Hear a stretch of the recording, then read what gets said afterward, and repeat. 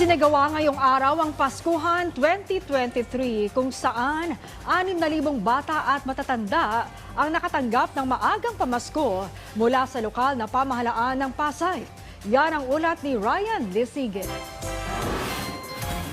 Nagmistulang malaking playground ng mga bata ang Cuneta Astrodome kanina. Ngayong araw kasi, isinagawa ang Paskuhan 2023 o mass gift-giving activity ng lokal na pamahalaan ng Pasay.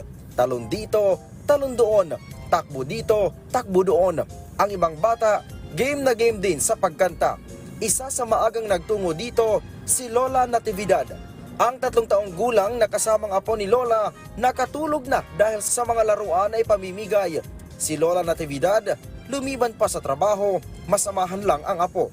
Napaka-importante po para sa mga bata, lalo na po sa at saka sa amin din po. Malaking tulong na rin po sa amin. Ano po ba yung ibig sabihin ng Pasko para sa mga bata, para sa inyo? Mahalaga po kasi yun ang kasiyahan ng mga bata, di ba, sa Pasko. Yun ang mga kasiyahan ng mga bata kahit ng magulang. Kasi yun lang ang Pasko na nagbibigay sa kanila ng saya. Sabi ng LGU Pasay, 3,000 bata at 3,000 matatanda ang nakatanggap ng pamasko.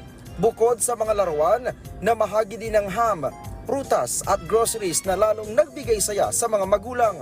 Tsaka yung pang Noche Buena, hindi na rin nakakabili dahil yun na nga yung mga binibigay ni Mayora. Ang pamimigay ng pamaskong handog ng Pasay LGU ay isang tradisyon hudyat ng papalapit na Kapaskuhan. Para po man lang ramdaman nila yung sharing and giving sa kanilang mga kapwa.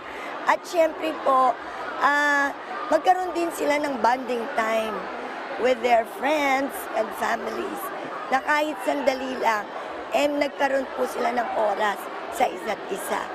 Kasama sa mga nakatanggap ng regalo ay ang mga bata mula sa mahigit 200 barangay ng lungsod. Samantala, kasabay sa maagang pagbati ng maligayang Pasko, nagpaalala din si Mayor Emmy Calixto Rubiano na patuloy na mag-ingat sa mga sakit gaya ng COVID-19 lalo pat may mga lugar na nakitaan ng pagtaas ng kaso. Kami po nagbibigay pa rin ng mga flu vaccines every day sa aming mga constituents sa iba't ibang barangay.